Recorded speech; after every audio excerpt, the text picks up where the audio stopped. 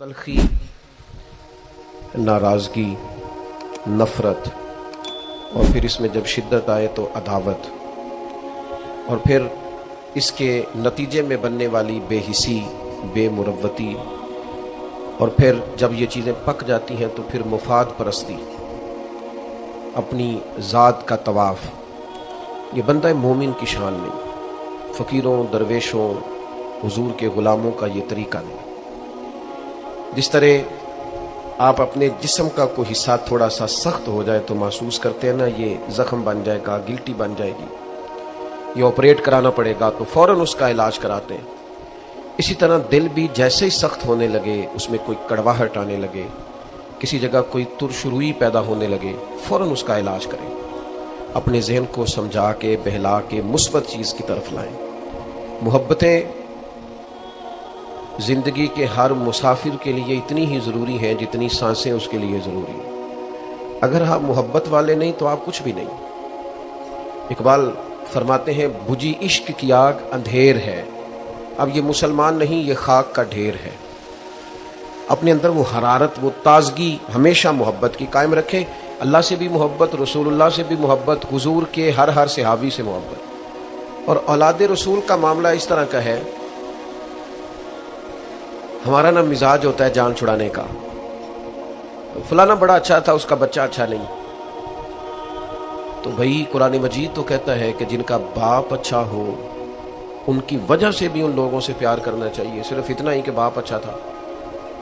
हजरत खजर ने और जनाब मूसा अलैहिस्सलाम ने दो यतीम बच्चों की दीवार सीधी करके जब कहा गया जनाब ये तो बेमुरव्वत लोग हैं, पानी नहीं पूछा और आप इनकी दीवारें बना रहे हैं, तो फरमाया वकाना अबूहुमा सालिहा, इनका बाप नेक आदमी था। तो भाई उन्होंने ये तो पूछा ही नहीं कि बच्चे पढ़े लिखे हैं कि अनपढ़ हैं, जाहिल हैं कि बेमुरव्वत हैं। ये होना चाहिए बच्चों का काबिल होना। अगर वो पेशवाई और मुक्तदा बनना चाहते हैं तो फिर ज़रूर आप उनकी डिग्रियां देखें, लेकिन कुछ इज्जतें वालिदैन की वजह से, महज किसी की औलाद होने की वजह से भी होती हैं। उनमें डिग्रियां और असनाद नहीं देखी जाती। आप मुक्तदा न बनाए, पेशवा न बनाए, लेकिन जो नेकों की औलादें हों उनका एहतराम तो करें, उनके लिए जज्बात तो पैदा करें। आपकी तबीयत में गुंजाइश तो हो उनके लिए। जान छुड़ाते हैं लोग, फलाना बड़ा अच्छा था, बच्चे अच्छे नहीं। और चल यार, बच्चे तो उसके हैं ना। याद रखें, अपने मुहसिनों को कभी नहीं भूलें और उनसे निस्बत रखने वाली चीज़ों को भी कभी नहीं भूलें। और फिर जो नबी पाक की औलाद है ना, खुदारा हुजूर की औलाद पर कभी बहस न करें। उनके हवाले से कभी भी किसी चीज़ को मौजूए बहस ना बनाए। आपको पता नहीं कि रसूलुल्लाह सल्लल्लाहु अलैहि वसल्लम की औलाद तो वो है, अल्लाह ताला ने हर नापाकी और हर रिज्स उनसे दूर फरमा दिया। अपने दिल को, अपनी कल्बी वारदात को कायम रखें। नबी पाक की औलाद का इकराम हमेशा अपने दिल में रखना और जज्बात रखना। सादात के लिए, हुजूर की औलाद के लिए तबीयत के अंदर गुंजाइश रखना, तो इसमें कभी कोई कमजोरी ना दिखाना। और दूसरी बात यह कि इनसे सीखना। वाकई करबला जो है ना, वो इंसानी जिंदगी के लिए बहुत बड़ी हरारत है। हमारा एक मिजाज बन गया है कि हम ना मुशक्कत के कायल और आदी नहीं रहे, सुकून तलाश करते हैं। अब तो ढेर सारे लोग ऐसे हैं कि जरा कोई मुसीबत आई नहीं तो उनके हाथ पैर फूलने शुरू हो जाते हैं। अनजाना खौफ और बेमकसद किस्म की बातें लोगों को डराती हैं।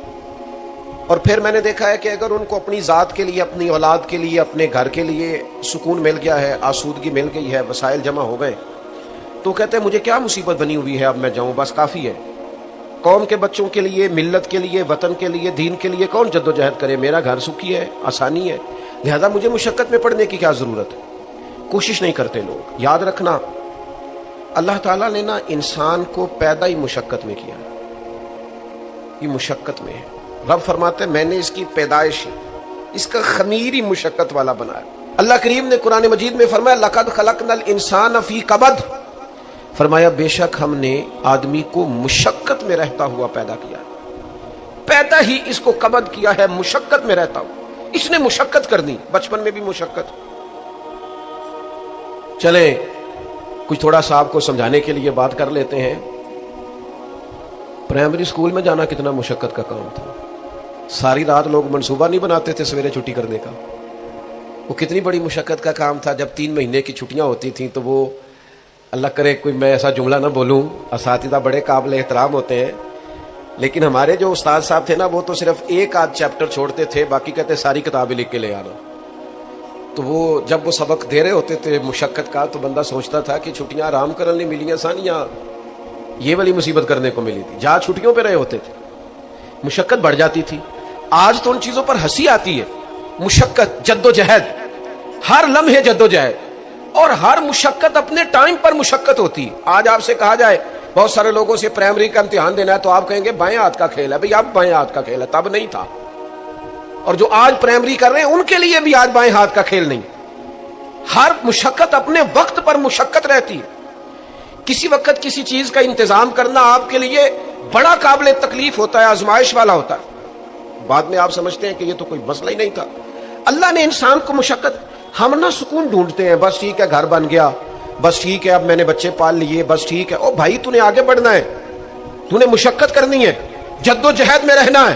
وقت فرصت ہے کہاں، کام ابھی باقی ہے، نور توحید کا اتمام ابھی باقی ہے.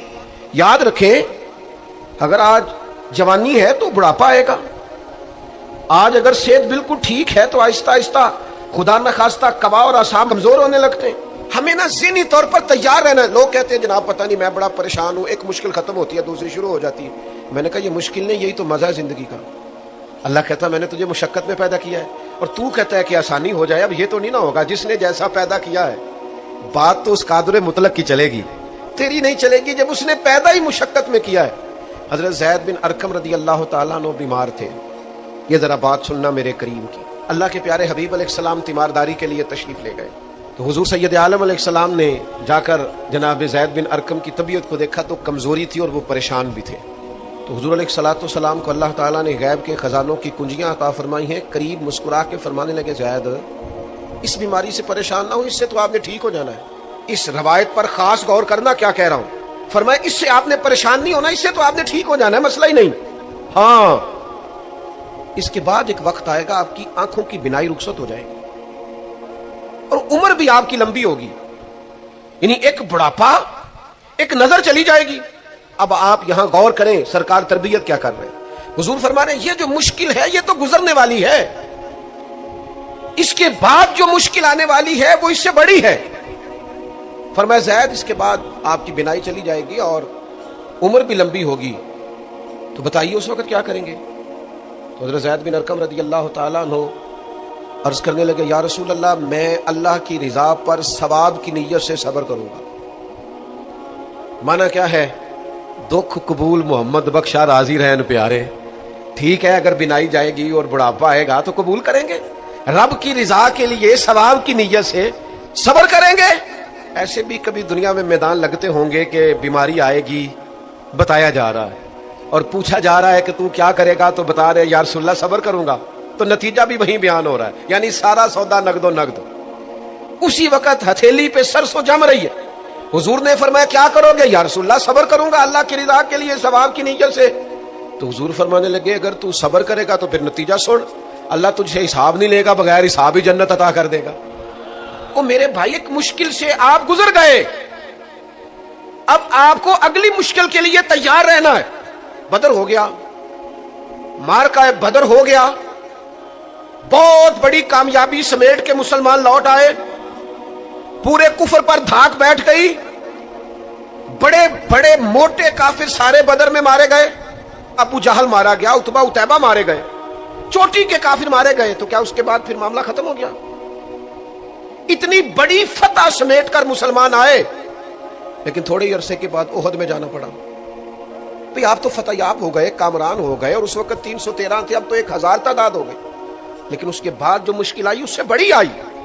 70 صحابہ شہید ہوئے، سعد بن ربیع شہید ہوئے، حضرت عبداللہ بن جہش شہید ہوئے، حضرت امیر حمزہ کا سارا وجود کاٹ دیا گیا، آنکھیں نکال دی گئیں، ہونٹ کاٹ دیے گئے. اس کے بعد جو مشکل آئی اس سے بڑی تھی، صبر سے برداشت کی. حالات ٹھیک ہو گئے؟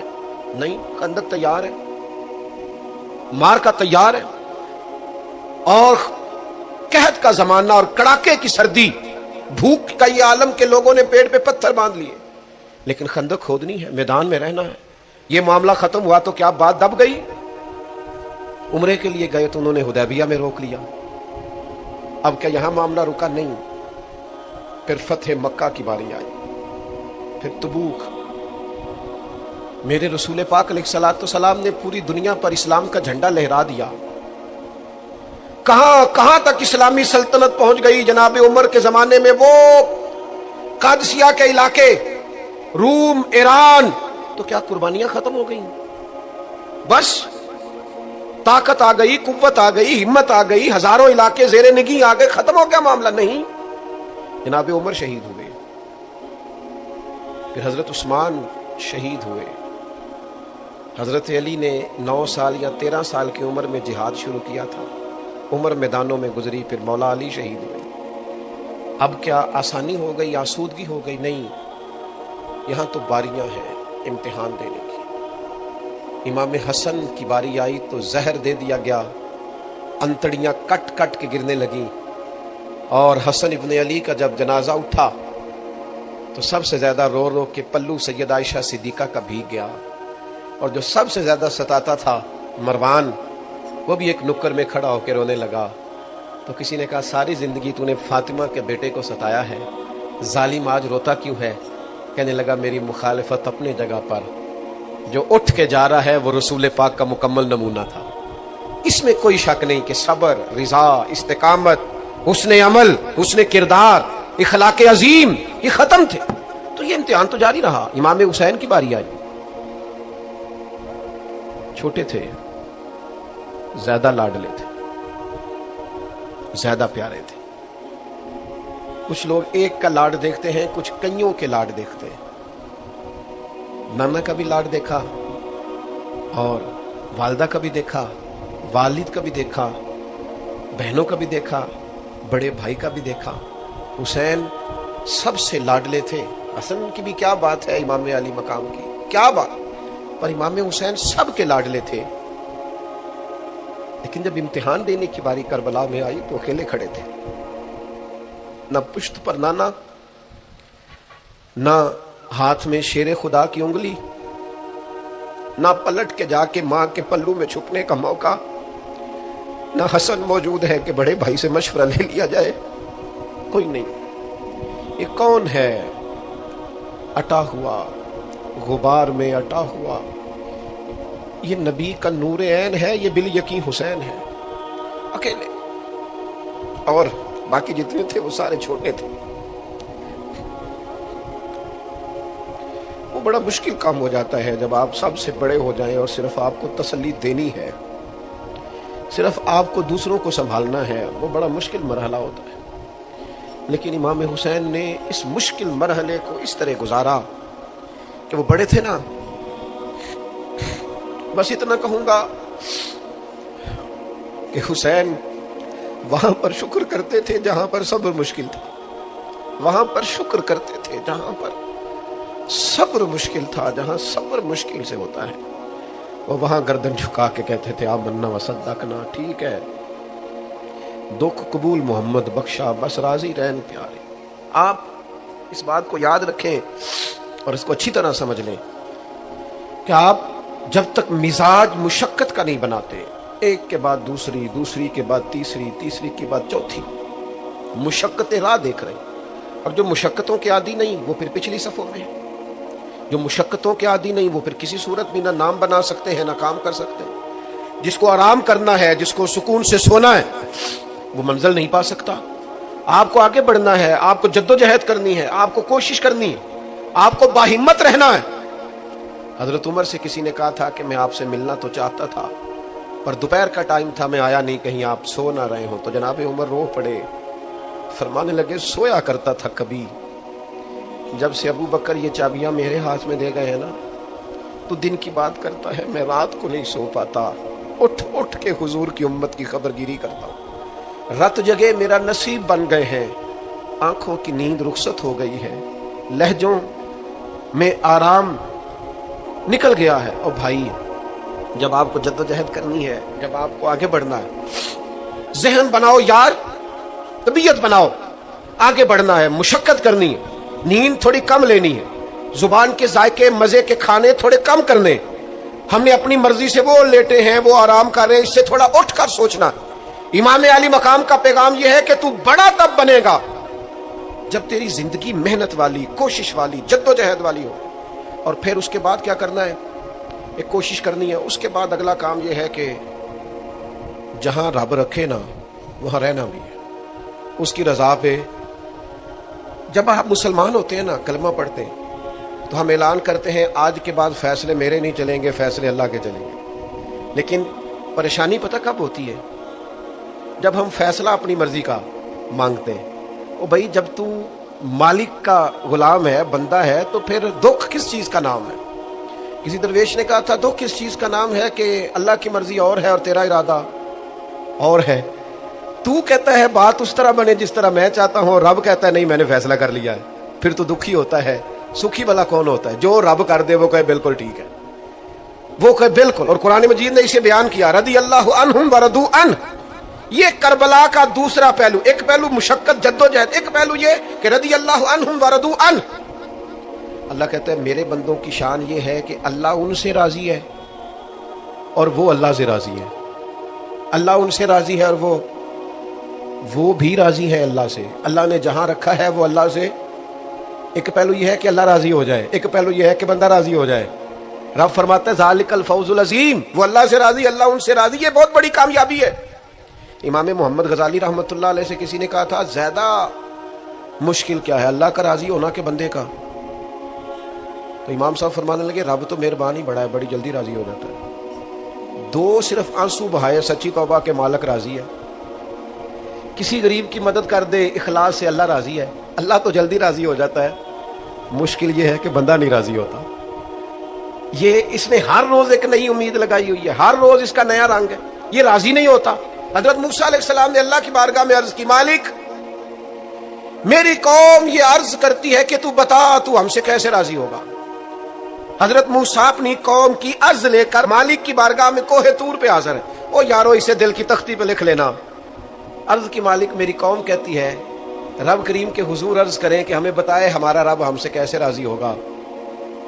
تو حضرت کلیم کہتے ہیں جب رب کی بارگاہ میں عرض کیا تو مالک نے فرمایا ان سے جا کے کہو وہ مجھ سے راضی ہو جائیں، بس وہ راضی ہو جائے میں بھی ان سے راضی ہو جاؤں گا۔ حضرت سیدنا عبداللہ ابن عمر رضی اللہ تعالیٰ عنہ کا صاحبزادہ بڑا سخت علیل ہو گیا۔ بچے بیمار ہو جائے تو تکلیف بڑی ہوتی ہے انسان کی طبیعت کو۔ حضرت عبداللہ ابن عمر کے بیٹے بڑے سخت علیل ہو گئے۔ جناب عبداللہ ابن عمر بڑے پریشان ہیں، کبھی ادھر جاتے ہیں کبھی ادھر جاتے ہیں، اس حکیم کے پاس اس طبیب سخت پریشان۔ آپ کے دوست احباب دیکھتے ہیں کہ حضرت عبداللہ ابن عمر بڑے سخت آزمائش میں، بیٹے کا انتقال ہو گیا، صحت نہ ہو سکی، اللہ کا حکم آ گیا۔ اب یہ جو انتقال ہے یہ ظاہر ہے بیماری سے زیادہ مشکل کام ہے، بیٹا چلا ہی گیا ہے۔ لیکن وہ لوگ کہتے ہیں جب ہم بعد میں تعزیت کرنے کے لیے گئے تو جناب عبداللہ ابن عمر کو بڑا مطمئن دیکھا۔ تو ہم نے عرض کی کہ حضور اس وقت تو صرف بیمار تھا تو آپ زیادہ تسلی میں نہیں تھے اور اب آپ بڑے تسلی میں محسوس ہوتے ہیں، وجہ؟ تو فرمانے لگے جب تک میری ذمہ داری تھا نا میں پریشان تھا، اب خدا کے کرم اور رحمت کی جگہ پہ چلا گیا، اللہ کا فیصلہ آ گیا ہے اور میں سمجھا ہوں کہ میرا رب اسے اپنی بارگاہ میں بلانا چاہتا ہے، لہذا میں پورے طور پر مطمئن، اب میں اللہ کی رضا پہ پوری طور پر راضی ہوں۔ میرے عزیز جب تک یہ رضا حاصل نہیں، کیا لطیف انداز ہے۔ وہ ہمارے ایک بڑے زبردست رائٹر تھے صاحبزادہ خورشید احمد گیلانی مرحوم، ان کا ایک مضمون چھپا ایک دفعہ امت کا پہلا صوفی، تو وہ ٹائٹل دیکھ کر مجھے بڑی تجسس ہوا کہ کس کو، چونکہ ہم صوفیاء کی جماعت ہے، کس بزرگ کا تذکرہ کیا انہوں نے، امت کا سب سے پہلا صوفی۔ تو جب مضمون کھولا تو امت کا سب سے پہلا صوفی انہوں نے جناب صدیق اکبر کو قرار دیا، فرمایا یہ پہلے درویش ہیں اس امت کے، حضرت ابو بکر صدیق۔ حضرت ابو بکر صدیق علیل ہو گئے، بیمار ہو گئے، تو یہ دیکھیے ذرا ان کا انداز تصوف۔ یار دوست پتہ لینے گئے تو ایک روٹین ہوتی ہے نا، جب لوگ تیمارداری کرنے جاتے ہیں تو کہتے ہیں کسی ڈاکٹر کو دکھایا ہے، سب لوگ آپ کے گرد بیٹھے ہیں، تو کہنے لگے ابو بکر طبیب کو دکھایا ہے؟ فرمانے لگے ہاں طبیب دیکھ گیا ہے اور طبیب دیکھتا رہتا ہے۔ تو کہا پھر طبیب نے کیا کہا ہے؟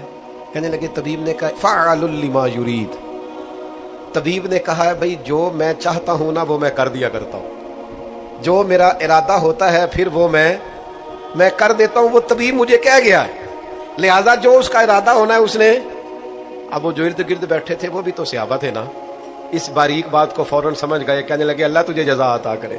او یارو, تھوڑے دن اگر سکھ سے جینا چاہتے ہو تو ایک ہی علاج ہے, ایک مالک کی رضا میں راضی رہو. نہ سمجھ آئے تو پھر کربلا والے امام حسین کی طرف دیکھنا.